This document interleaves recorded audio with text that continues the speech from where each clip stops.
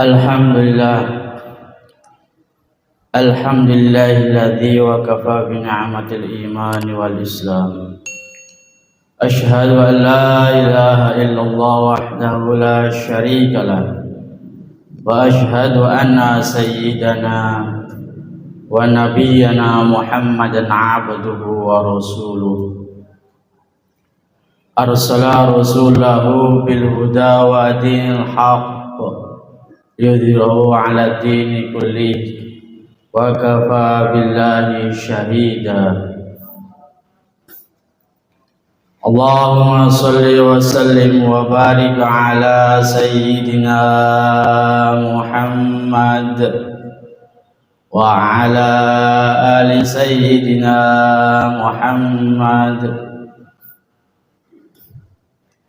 Qala ta'ala wa huwa asdaqul qailin. A'udzu billahi minasy syaithanir rajim. Bismillahirrahmanirrahim.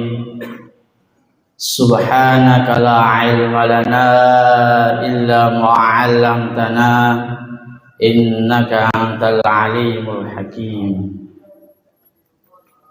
Wa qala an-nabiyyu sallallahu alaihi wasallam, man ahabba syai'an aktsaru dzikran. Amma ba'd. Wa ya ayyuhal muslimun, ittaqullah haqqa tuqatih wa la tamutunna illa wa antum muslimun. Ma'asyiral muslimin, jamaah salat Jumat Masjid Nurul Ilmi yang senantiasa Allah muliakan. Alhamdulillah wa syukurillah, pada kesempatan Jumat yang penuh barokah ini, khatib secara pribadi maupun khususnya kepada para jamaah mengajak wasiat agar pertama untuk meningkatkan keimanan dan ketakwaan kita kepada Allah Subhanahu wa taala. Takwa menurut Al-Imam Hujjatul Islam Abu Hamid bin Muhammad bin Ahmad Al-Ghazali, beliau seorang ulama besar, waliullah, kelasnya kaliber internasional, karyanya sangat luar biasa, fenomena karya yang terkenal yang biasa dikaji di berbagai perguruan tinggi Islam dan pondok pesantren sampai ke Al-Azhar sekalipun, yaitu adalah kitab Ihya Ulumuddin.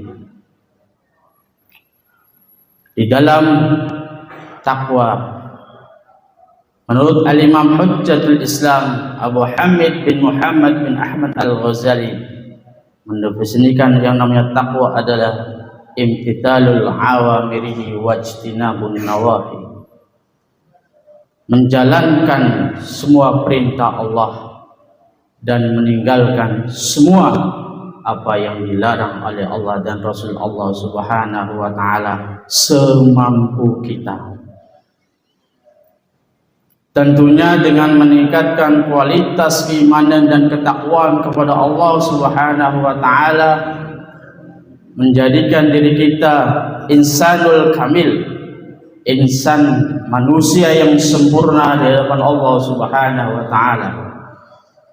Dengan meningkatkan kualitas keimanan dan ketakwaan kita kepada Allah Subhanahu wa taala, menjadikan diri kita hamba yang memiliki substansi nilai tinggi di Allah Subhanahu wa taala. Dengan meningkatkan kualitas keimanan dan ketakwaan kepada Allah Subhanahu wa taala, tujuannya tiada lain agar kita mencapai kebahagiaan dunia maupun akhirat. Ma'asyiral muslimin, jamaah salat Jumat Masjid Nur Ilmi kampus Swagati Kota Cirebon yang dirahmati Allah Subhanahu wa taala. Di dalam kitab Risalatul Mu'awanah, seorang waliullah besar, As-Sayyid Al-Faqih Al-Muqaddam Al-Habib Abdullah bin Ali Al-Haddad Al-Ba'alawi, di dalam kitab Risalatul Mu'awanah dijelaskan, kata beliau, ad-dunya mal'unah, mal'unatu wa ma fiha illa aliman aw muta'aliman aw sami'an aw muhibban. Di dalam kitabnya karangan beliau, karyanya beliau, As-Sayyid Al-Faqih Al-Muqaddam Muhammad bin Ali Al-Haddad Al-Ba'alawi,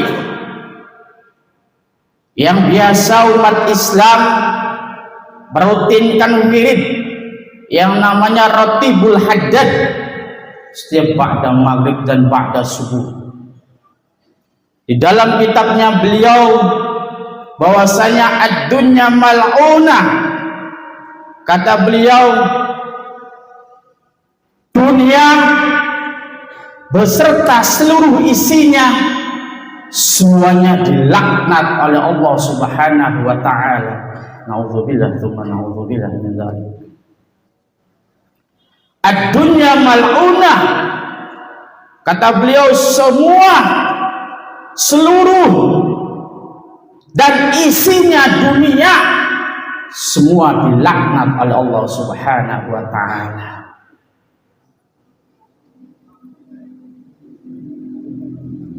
Mal'unatu wa ma fiha illa aliman, yang tidak dilaknat di dunia, kata beliau, adalah orang alim, orang soleh, orang yang mengerti tentang hukum agamanya Allah Subhanahu wa taala.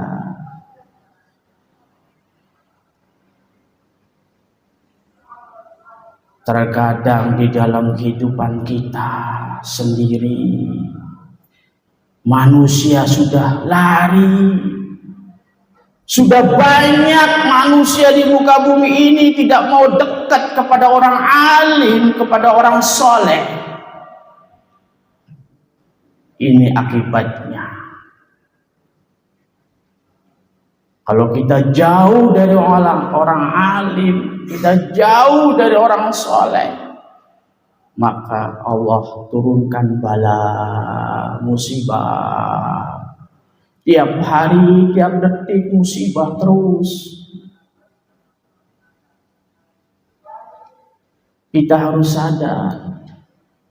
Al-ulama, kata Rasulullah, al-ulama warasatul anbiya, bahwasanya ulama, orang alim itu pewaris para nabi, penyambung lidahnya Rasulullah adalah orang alim, orang yang mengerti tentang hukum agamanya Allah Subhanahu wa taala. Bahkan di dalam kitab Wasiyatul Mustafa ada keterangan, barang siapa manusia yang tidak dekat sehari kepada orang soleh, satu hari kepada orang alim, maka qalbus syajar, hatinya keras seperti batu. Orang kalau hatinya keras, dinasihatin berbagai cara pun tidak akan mempan, karena sudah keras hatinya. Kalau orang sudah keras, dinasihati terasa tersinggung, adanya tersinggung dan tersinggung. Ini. Yang kedua, kata Sayyid Al-Faqih Al-Muqaddam di dalam kitab Risalatul Mu'awanah, yang tidak dilaknat di dunia oleh Allah Subhanahu wa taala adalah muta'aliman, orang yang senang belajar ilmu agama. Tapi ingat, belajar ilmu agama itu harus punya sanad. Keilmuannya harus punya sanad, punya guru. Yang bagaimana sanadnya itu nyambung kepada baginda Rasul sallallahu alaihi wasallam. Bukan belajar agama lewat internet. Bukan belajar agama lewat YouTube. Sekarang banyak orang yang belajar ilmu agama lewat internet, lewat YouTube, sehingga kefasahannya tidak jelas. Siapa yang akan mempertanggungjawabkan kita di depan Allah Subhanahu wa taala? Orang belajar ilmu agama itu tidak sembarangan, harus punya guru. Belajar agama dengan siapa? Gurunya siapa? Kiai ini belajar dengan siapa? Kiai ini belajar dengan siapa? Terus sampai kepada Rasulullah, itu namanya sanad. Kalau kita belajar lewat internet, lewat YouTube, siapa yang mau dipertanggungjawabkan? Maka orang-orang zaman sekarang pada modalnya keberanian, sehingga kacau. Belajar agama modalnya keberanian. Kalau bahasa Cirebonnya, sing penting asal bisa ngomong. Ini yang merusak. Dia tidak takut dosa. Karena apa? Karena hatinya sudah ditutupi dengan duniawi. Ini. Kalau kita belajar ilmu agama, carilah guru yang benar. Belajar ilmu agama dengan kiai-kiai yang jebolan pesantren. Nah, itu baru benar. Keilmuannya sangat luar biasa. Yang ketiga, kata Sayyid Al-Faqih Al-Muqaddam, yang tidak dilaknat di dunia maupun di akhirat, kata beliau adalah aus-sami'an, mau mendengar nasihat-nasihat orang alim. Mari kita introspeksi dan muhasabah di dalam kehidupan kita. Sudahkah kita sering mendengarkan nasihat-nasihat orang alim?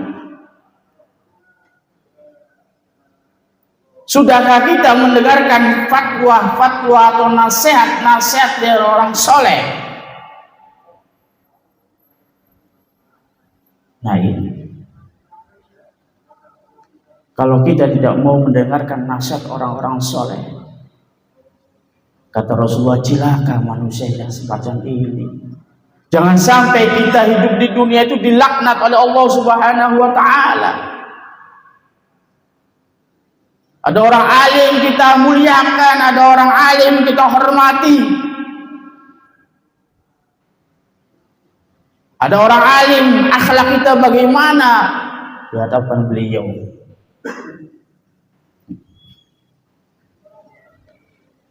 Yang terakhir kata beliau di dalam kitab Risalatul Mu'awanahnya, yang tidak dilaknat di dunia maupun di akhirat, kata beliau adalah au muhibban, cinta terhadap pendidikan agama. Agama yang ditekankan oleh Nabi Muhammad sallallahu alaihi wasallam. Orang zaman sekarang tidak mau, alergi belajar ilmu agama, itu alergi. Orang kalau sudah jauh dari ilmu agama, lihat kehidupannya tidak punya arah. tidak jelas hidupnya. Walaupun bergelimpangan harta sekalipun,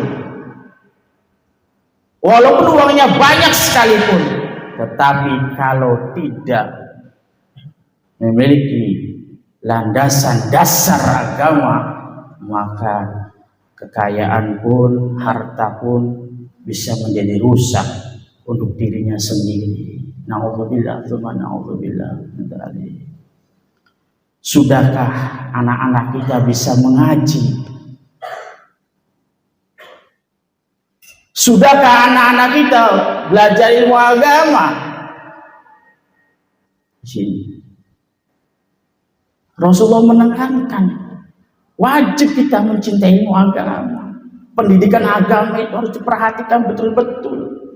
Kadang-kadang kita yang diperhatikan ke ilmu duniawi saja, ilmu agamanya di nomor 16 kan, padahal itu yang akan menolong ketika kita menghadap Allah Subhanahu wa Ta'ala. Sehebat apapun kita di dunia, tidak akan bisa menolong ketika kita di hadapan Allah. Yang bisa menolong adalah waladun soleh, anak yang soleh, anak yang bisa mengaji, anak yang bisa cinta terhadap ilmu agama.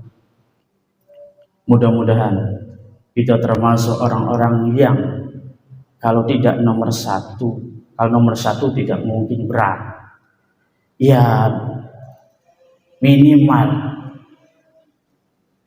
nomor 4, cinta terhadap pendidikan agama. Mari kita tanamkan kepada keluarga kita, harus cinta betul-betul terhadap pendidikan agama. Karena itu akan bisa membawa kita kebahagiaan dunia akhirat. Amin amin ya rabbal alamin. Barakallahu li wa lakum fil Qur'anil azim. Wa nafa'ani wa iyyakum bima fihi min ayati wa dzikril hakim. Wa taqabbal minni wa minkum tilawata innas samiul alim. Aqulu qouli hadza fastaghfiruhu innahu wal ghafurur rahim.